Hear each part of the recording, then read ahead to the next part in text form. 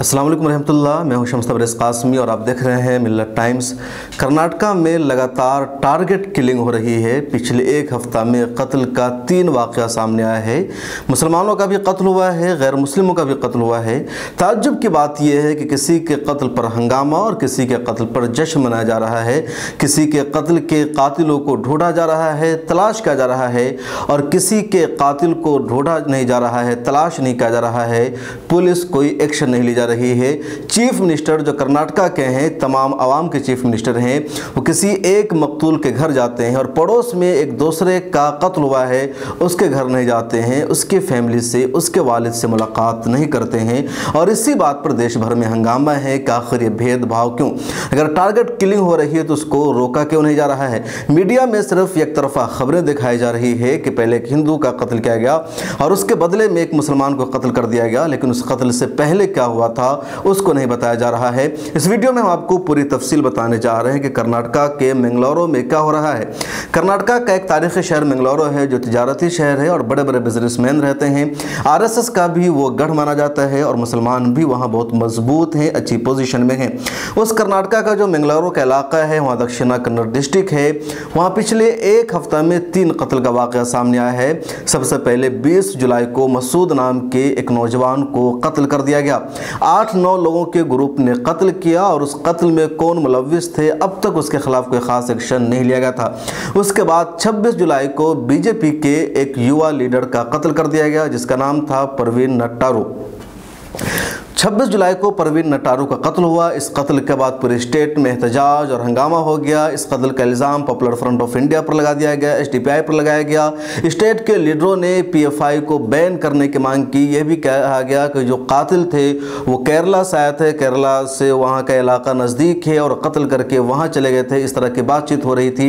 उसके बाद 28 जुलाई को एक और कत्ल का वाक़या वहाँ सामने आया, यानी उसी दक्षिणा डिस्ट्रिक्ट के इलाके में, मंगलौरो के इलाके में, और मोहम्मद फाजिल को कत्ल कर दिया गया 28 जुलाई को। और एक और बात इस खबर के ताल्लुक से कि 28 जुलाई को कर्नाटका के चीफ मिनिस्टर बसवराज बोम्मई वहाँ गए हुए थे और परवीन नट्टारू के अहल खाना से, उनकी फैमिली से मुलाकात कर रहे थे। उसी वक्त मोहम्मद फैज़ल का कत्ल कर दिया गया। एक गाड़ी से 4 लोग उतरते हैं और उसका ताक़ुब करते हैं फैज़ल का, और उसके बाद मोहम्मद फाजिल को कत्ल कर दिया गया। सीसीटीवी में सारी फुटेज मौजूद है, पूरी दुनिया देख रही है सीसीटीवी फुटेज को। लेकिन कर्नाटका के चीफ मिनिस्टर परवीन नट्टारू के घर गए, उसकी फैमिली से मुलाकात की, लेकिन वहीं पर कत्ल हुआ था मोहम्मद फाजिल का। उसके घर वो नहीं गए, उनसे मुलाकात नहीं की। और उसी एरिया में मसूद, जिनका 20 जुलाई को कत्ल हुआ था, उनके भी घर वालों से उन्होंने मुलाकात नहीं की, उसकी ताज़ियत के लिए कोई लफ्ज़ नहीं कहा। और उसके बाद उन्होंने कहा कि ज़रूरत पड़ी तो यहाँ भी उत्तर प्रदेश का योगी मॉडल लागू किया जा सकता है। क्या है योगी मॉडल, इस पर क्यों चर्चा हो रही है, इस पर बाद में गुफ्तगू करेंगे। लेकिन सबसे पहले इन तीनों कत्ल के तार को देखिए। कहा जा रहा है कि कत्ल का बदला दूसरा कत्ल है, या जिस तरीके से कर्नाटका में एक लीडर का, एक पार्टी के लोगों का कत्ल होता है तो दूसरी पार्टी के लोगों का भी कत्ल हो जाता है। और केरला में एक पुराना कल्चर है।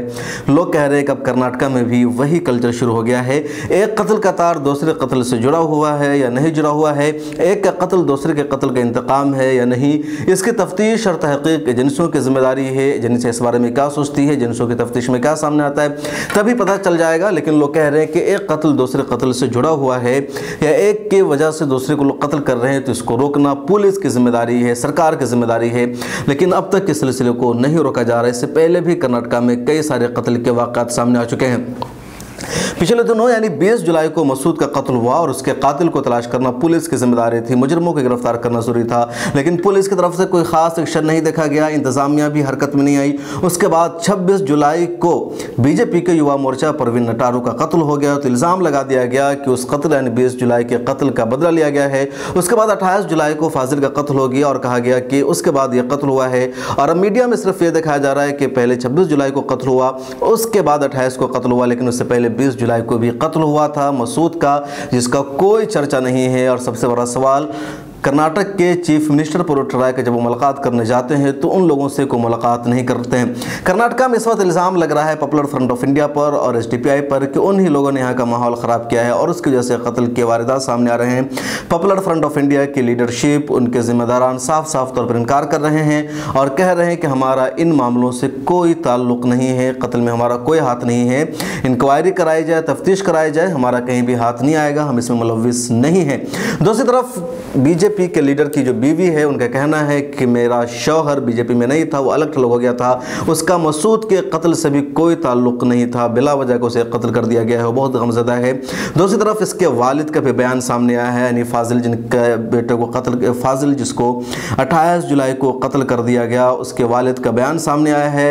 उसके वालिद ने कहा है कि मेरे बेटे का किसी भी ऑर्गेनाइजेशन से कोई ताल्लुक़ नहीं था, मेरा बेटा कसूर था, मेरा बेटा बेकसूर था और उसको क्यों कत्ल किया गया, मुझे इंसाफ चाहिए। आप सुनिए उनके वालिद का ये स्टेटमेंट। ಮತ್ತು ಅವನು ಯಾವ ಸಂಘ ಸಂಸ್ಥೆ ಯಾವ ಇದಕ್ಕೂ ಅವನು ಯಾವುದಕ್ಕೂ ಇಲ್ಲ, ಅವನು ಒಳ್ಳೆಯದಲ್ಲಿ ಹೋಗ್ತಾನೆ, ಒಳ್ಳೆಯದಲ್ಲಿ ಬರ್ತಾನೆ। ನಮಗೀಗ ನ್ಯಾಯ ಬೇಕು ಏನಂತದಕ್ಕೆ, ಮತ್ತು ನೀವು ಮತ್ತೆ ಜಾತಿ ಭೇದ ನಮ್ಮ ಹತ್ರ ಇಲ್ಲ, ಅವನು ಹಿಂದೂ ಇವನು ಮುಸ್ಲಿಮ್ ಕ್ರಿಶ್ಚಿಯನ್, ನಮಗೆ ಎರಡು ಜಾತಿ ಗೊತ್ತು, ಗಂಡು ಹೆಣ್ಣು ಅಂತ। ಮತ್ತು ಇಲ್ಲಿದ್ದು ನಮ್ಮ MLA ಇದ್ದಾರೆ ಬಿಡಿ, MLA MP ಅದು ಲೆಕ್ಕಕ್ಕೆ ಇಲ್ಲ ಬಿಡಿ, ಅದು ಯಾವ ಸಮಾನ ಇಲ್ಲ। ಜಿಲ್ಲಾಧಿಕಾರಿ ಅವರು ಬಂದಿಲ್ಲ, ಖಾಲಿ ನಮ್ಮ ಮುಖ್ಯಮಂತ್ರಿ ಇರೋದು ಖಾಲಿ ಇದು ಹಿಂದೂಗಳಿಗೆ ಎಂತಾಗಿದೆ, ಮುಸ್ಲಿಮಾನ್ ಅಂತ ಅವರು ಬೇರೆ ಬೇರೆ ಆಗಿದೆ, ಡಿವೈಡ್ ಮಾಡಿದಾಗ ಆಗಿದೆ। ಈಗ ಯಾರು ಇಲ್ಲಿ ಬಂದಿಲ್ಲ, ನಮ್ಮನ್ನು ಏನು ವಿಷಯ ಅಂತ ಕೇಳಲಿಲ್ಲ, ನಮಗೆ ಪರಿಹಾರ ನಾವು ಕೇಳಲಿಕ್ಕೆ ಬಂದಿಲ್ಲ, ನಮಗೆ ನ್ಯಾಯ ಬೇಕು। कर्नाटक में कत्ल का सिलसिला है। इमरान खान ने एक ट्वीट भी किया जिसमें सीसीटीवी फुटेज को उन्होंने शेयर किया और लिखा कि सीसीटीवी के वीडियो में साफ दिख रहा है कि 4 लड़के हुंडई की कार से उतरते हैं और वो मोहम्मद फाजिल का ताक़ुब करते हैं। उसमें से एक ने वाइट शर्ट पहन रखी है और उसके बाद मोहम्मद फाजिल को कत्ल कर दिया जाता है। उसके बाद उनका पोस्टमार्टम होता है, घर वालों के हवाले लाश कर दी जाती है और नमाज जनाजा अदा की जाती है। उनका घर उस इलाके के गाँव में है। ये पूरा मामला है, लेकिन आप यकीन जानिए जो सबसे अफसोसनाक बात है कि पुलिस इंतज़ामिया ने परवीन नटारू के कत्ल में 2 लोगों को गिरफ्तार किया है और भी कई लोगों से तफ्तीश जारी है, 15-16 लोगों से पूछताछ की गई है। लेकिन इस कत्ल में यानी फाजिल का जो कत्ल हुआ इसमें किसी से कोई पूछताछ नहीं की गई है। मसूद के केस में भी लापरवाही बरती जा रही है। आखिर क्यों इंतज़ामिया इंसाफ के साथ क्यों मुजरिमों को तलाश नहीं कर रही है, क्यों कानून हाथ में लेने वालों के ख़िलाफ़ एक्शन नहीं ले रही है। और एक सबसे बड़ा सवाल ये कि लोगों ने ख़ुद कानून को हाथ में क्यों ले रखा है। खा परवीन के कातिल हो या मसूद के कातिल हो या फैसल के कातिल हो, ये लोग खुद कानून को हाथ में लेकर के क्यों इनका कत्ल कर रहे हैं। पुलिस मौजूद है, प्रशासन मौजूद है, इंतज़ामिया मौजूद है, फिर ये सब क्यों हो रहा है। और इसी को कहा जाता है टारगेट किलिंग। और जब किसी समाज और किसी सोसाइटी में टारगेट किलिंग का सिलसिला शुरू हो जाता है तो अनार्की फैल जाती है, जंगल राज शुरू हो जाता है, लॉ एंड ऑर्डर काबू में नहीं रहता है, उससे पूरा माहौल बिगड़ जाता है। इसलिए पुलिस और इंतज़ामिया की जिम्मेदारी है लॉ एंड ऑर्डर को काबू में करना और टारगेट किलिंग के सिलसिले को रोकना। और इसके लिए सभी जिम्मेदार हैं जो इस हरकत में मुलव्विस हैं और जो भी मुजरिम है उनको गिरफ्तार करना चाहिए। लेकिन फाजिल और मसूद के कातिलों को गिरफ्तार करने में पुलिस कोई दिलचस्पी नहीं दिखा रही है। इस वक्त बेंगलुरु में दफ़ा 144 नाफिज है, सख्त सिक्योरिटी बढ़ती जा रही है, पूरे शहर में पुलिस एहलकार मौजूद है। उसके अलावा पूरे दक्षिणा डिस्ट्रिक्ट में, कन्नारा डिस्ट्रिक्ट में पुलिस एहलकार मौजूद है, बिल्लेरे में पुलिस एहलकार मौजूद है और सख्त पहरा वहाँ दिया जा रहा है। दूसरी तरफ बीजेपी के वर्करों में भी बीजेपी नेताओं के खिलाफ एक तरह से नाराज़गी पाई जा रही है। पिछले दिनों जब बीजेपी के सदर वहाँ गए थे तो उनकी गाड़ी को लोगों ने घेर लिया था और बीजेपी के मुख्यमंत्री इन कर्नाटक के सीएम अपनी पार्टी का जश्न मनाने वाले थे वहाँ, लेकिन उन्होंने उसका भी रद्द कर दिया है। अनेक तरह से बीजेपी कार्यकर्ताओं में भी एक गुस्सा है कि हमारे लोगों का कत्ल हो रहा है और सरकार क्यों एक्शन नहीं ले रही है।